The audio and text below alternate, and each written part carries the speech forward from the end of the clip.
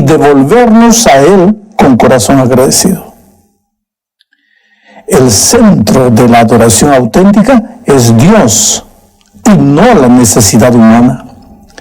Pero cuando adoras a Dios correctamente, todas las áreas de la vida son afectadas positivamente y tus necesidades son satisfechas. Bueno, el propósito de la lección de esta semana es justamente eso: mostrar cómo la auténtica, la genuina adoración afecta todas las áreas de la vida. Veamos. La primera parte de la lección menciona la consagración o dedicación de Aarón y de sus hijos para el sacerdocio.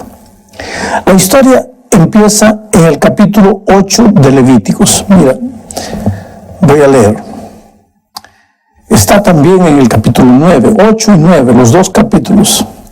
Si te pones a leer estos capítulos, te vas a cansar porque son muy largos. Son tantos detalles, desde la purificación de Aarón y de sus hijos, hasta los sacrificios, los animales, el aceite, en fin. Quiere decir, para nosotros son detalles, y a veces son detalles insignificantes, pero para Dios esos detalles son importantes. Finalmente, la semana de esa consagración del sacerdote, al octavo día, después que Aarón y sus hijos habían cumplido todo lo recomendado por el Señor, mira lo que registra Levítico 9, versículos 23 y 24. Y entraron Moisés y Aarón en el tabernáculo de reunión y salieron y bendijeron al pueblo. Y la gloria de Jehová se apareció a todo el pueblo, y salió fuego de delante de Jehová y consumió el holocausto con las grosuras sobre el altar. Y viéndolo todo el pueblo, alabaron y se postraron sobre sus rostros. Interesante, la gloria de Dios se manifestó quemando el sacrificio. ¿Por qué? Porque los sacerdotes habían obedecido. Aquí hay una lección interesante. La gloria de Dios se manifiesta donde hay un pueblo obediente. La manifestación de la gloria divina es señal de aprobación. ¿Y cuál fue la reacción del pueblo? Dice, y viéndolo todo el pueblo, alabaron y se postraron sobre sus rostros. Aquí puedes ver una vez más que la adoración es la respuesta de un corazón agradecido a la manifestación de la gloria de Dios. Y esa gloria se manifiesta porque hay un pueblo obediente. Un pueblo dispuesto a cumplir la voluntad de Dios, dispuesto a obedecer. Lo voy a repetir. La adoración es la respuesta de un corazón agradecido a la manifestación de la gloria de Dios. Y esa gloria se manifiesta porque hay un pueblo dispuesto a obedecer. En otras palabras, cuando alguien dice que alaba a Dios, pero no está dispuesto a obedecer, hay algo en esa actitud que necesita ser revisado. A estas alturas conviene que yo me pregunte a mí mismo, ¿estoy dispuesto a obedecer humildemente las órdenes divinas? ¿Es mi adoración el resultado natural de mi gratitud a Dios? Bueno, entremos ahora a la segunda parte de la lección. Es un episodio triste de la historia de Israel. Acabamos de ver cómo, por causa de la obediencia de Aarón y de sus hijos, vino fuego del cielo y consumió la ofrenda de ellos, y como resultado de eso el pueblo empezó a adorar. Pero poco después de este acontecimiento glorioso, dos hijos de Aarón, llamados Nadab y Abiú, cometieron la peor tontería que podrían haber cometido. Levíticos capítulo 10, versículos 1 y 2. Aquí se relata esta historia de esta manera.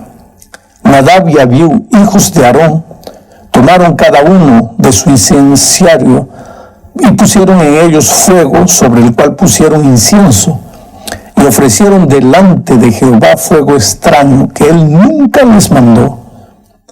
Y salió fuego de delante de Jehová y los quemó y murieron delante de Jehová. Mira, querido, otra vez cayó fuego del cielo, pero esta vez no para quemar la ofrenda, sino para quemar a los pecadores.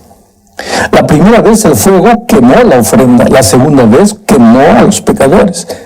Qué figura extraordinaria de lo que sucedió en el plan de la salvación, porque en la cruz el fuego de la ira divina consumió la ofrenda. Pero cuando Jesús vuelva por segunda vez, el fuego consumirá a los pecadores que no aceptaron la ofrenda en su favor. Mucha gente se pregunta, ¿cuál fue el pecado de Nadab y Abiú? ¿Cuál? La desobediencia. Ellos no podían haber llevado su propio fuego, sino el fuego que Dios había determinado.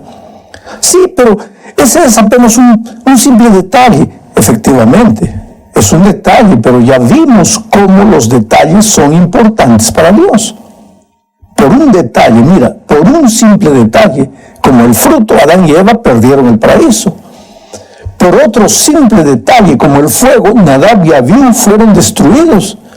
Y por un simple detalle, porque mucha gente considera un detalle como el sábado, mucha gente se perderá. Esto no quiere decir que la obediencia tenga valor salvador. No, no, no. Solo Cristo salva. Esa es una verdad cristalina, pero en el caso de Nadab y Abiú, ellos se rehusaron a dejar todo en las manos de Dios. No creyeron en la gracia, quisieron hacer las cosas como a ellos les pareció mejor. Parecían Caín, que en vez de llevar un cordero, llevó el fruto de la tierra y fue rechazado. Aquel cordero que Caín debería llevar era el símbolo de Cristo, porque solo Cristo salva. Pero el resultado de una vida salva por la gracia es naturalmente una vida de obediencia. A propósito de fuego para la adoración, ¿qué tipo de fuego estoy llevando a mi iglesia? Mi fuego, el ritmo que a mí me gusta, mi propio estilo de adoración, solo porque así me siento bien. Esto es algo para pensar, porque Dios no aceptará ningún tipo de fuego extraño. Y este asunto es serio. La tercera parte de la lección tiene que ver con el cántico de Moisés antes de morir. ¿Sabes? Esta es una bella poesía hebrea en la que Moisés bendice a sus hijos. Esta poesía está registrada en el capítulo 33 del libro de Deuteronomio. Voy a leer solo 2 versículos. Están casi al final del capítulo. Son los versículos 26 y 29. Dice así: no hay como el Dios de Jerusalén, quien cabalga sobre los cielos para tu ayuda y sobre las nubes con su grandeza. Bienaventurado tú, Israel, ¿quién como tú, pueblo salvado por Jehová? Él es tu escudo protector, la espada de tu triunfo, así que tus enemigos serán humillados y tú pisotearás sus lugares altos. Estos versículos pueden ser estudiados como 2 joyas que presentan la motivación correcta para la adoración. Nota lo que dice el versículo 26. No hay como el Dios de Jerusalén, quien cabalga sobre los cielos para tu ayuda. Dios es Jerusalén. ¿Qué significa eso? La palabra Jerusalén viene de la raíz hebrea yashar. El sentido es estar firme, no cambiar, permanecer siempre en pie. La idea viene de la montaña que no se mueve y que permanece siempre firme, aunque las intemperies lo castiguen. Dios es así, no cambia, sus promesas permanecen para siempre. Es el mismo ayer, hoy y por los siglos. ¿Y para qué todo eso? Para ayudarte. Es el Dios que te ayuda, que se preocupa por ti, que vigila tus pasos, que no te abandona. Mira, la noche puede estar muy oscura, puedes no ver a Dios en medio del dolor, pero Él está allí, en el mismo lugar. Solo confía en Él y no desanimes. Esa es la primera razón por la que debes adorar a Dios. En las palabras de Moisés, No hay otro motivo mejor para adorar que saber que Dios está ahí siempre dispuesto a ayudarte. Ahora, la segunda razón que Moisés da para adorar a Dios en este texto que acabamos de leer, dice así: bienaventurado tú, Israel, ¿quién como tú, pueblo salvado por Jehová? Ahí está la segunda razón. Fuiste salvo por Dios. La salvación no depende de ti. Es un don gratuito que recibes del Señor. Por tanto, eres un pueblo feliz. Nadie es tan feliz como tú. ¿No crees que esa sea una buena razón para adorarlo? Pero observa una vez más que el centro de la adoración no eres tú, sino el Señor. El Señor que te ayuda, el Señor que te salva. Toda adoración auténtica es inspirada por Dios y se centra en Dios y no en el adorador. Para entender la cuarta parte de la lección, es necesario leer todo el capítulo 1 del primer libro de Samuel. Aquí encontramos la historia registrada de Ana. Fue una historia que tuvo lugar en el templo.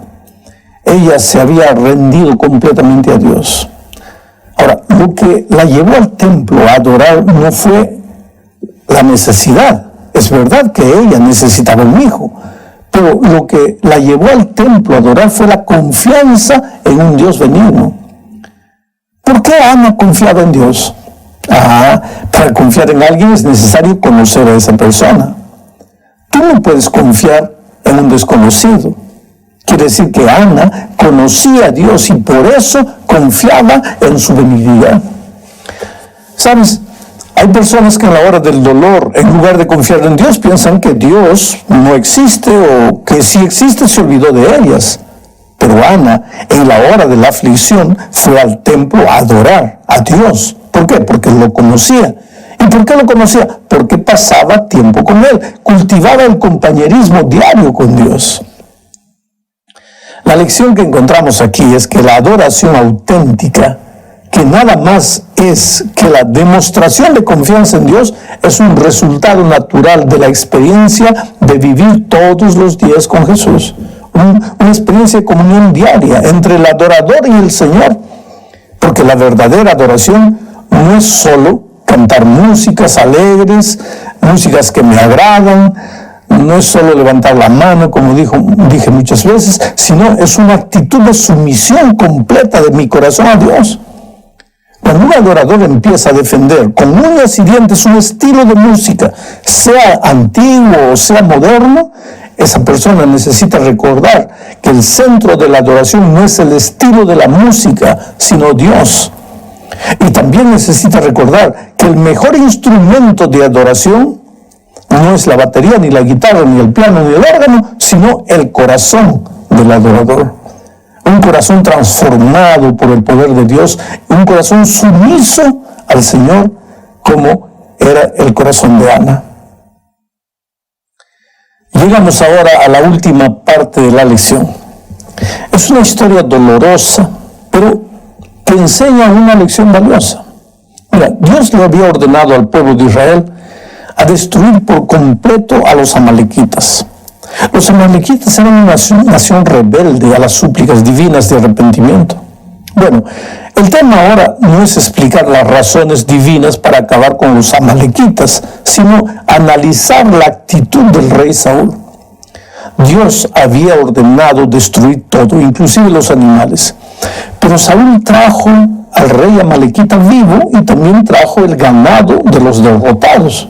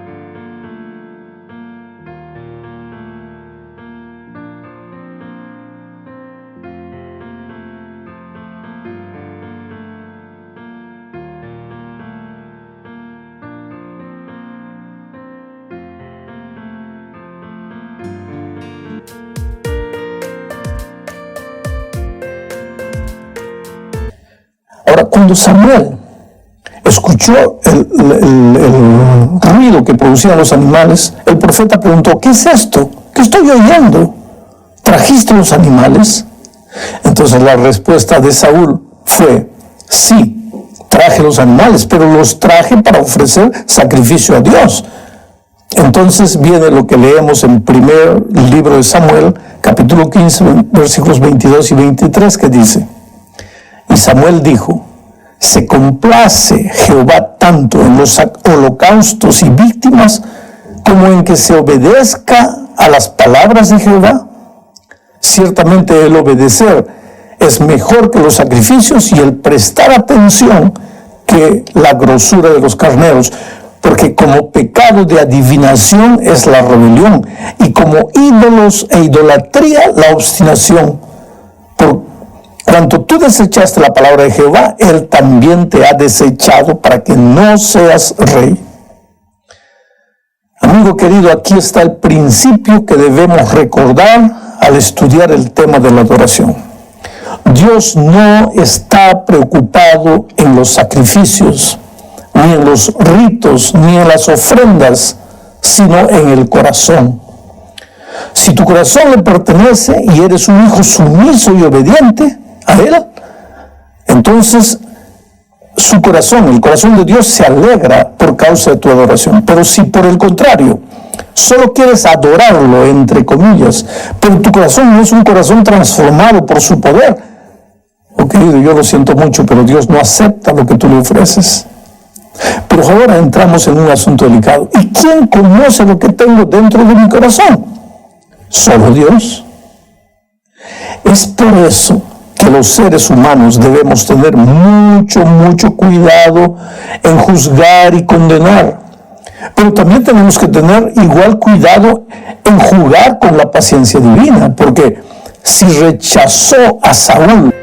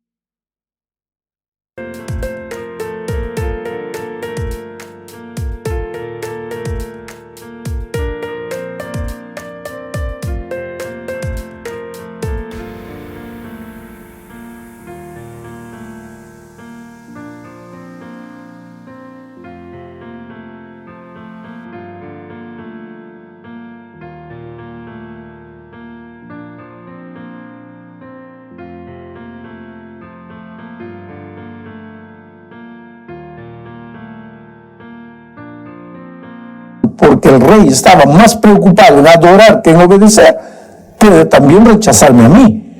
Y yo personalmente no quisiera estar en la piel de alguien que es abandonado por Dios. Hace muchos años conocí a un joven que había nacido en una familia cristiana, pero al llegar a la adolescencia, él empezó a involucrarse con música rock. Entonces su padre, con el fin de que no abandonase la iglesia, empezó a formar dentro de la iglesia un grupo que usase los mismos instrumentos de la música rock. Ahí el muchacho continuaba con la música que le gustaba durante la semana, y los sábados estaba en la iglesia tocando los mismos instrumentos, porque le apasionaban esos instrumentos. Hasta que un día llegó un pastor a esa iglesia, y ese pastor creía que esos instrumentos no combinaban con la música sagrada. Y cuando el pastor dijo: no se va a usar más esto, el muchacho salió definitivamente de la iglesia. Ahora, el padre del muchacho argumenta que si no hubiesen retirado los instrumentos de la iglesia, el hijo todavía estaría en la iglesia. Ya el pastor dice que el muchacho estaba en la iglesia, pero no estaba por causa de Cristo,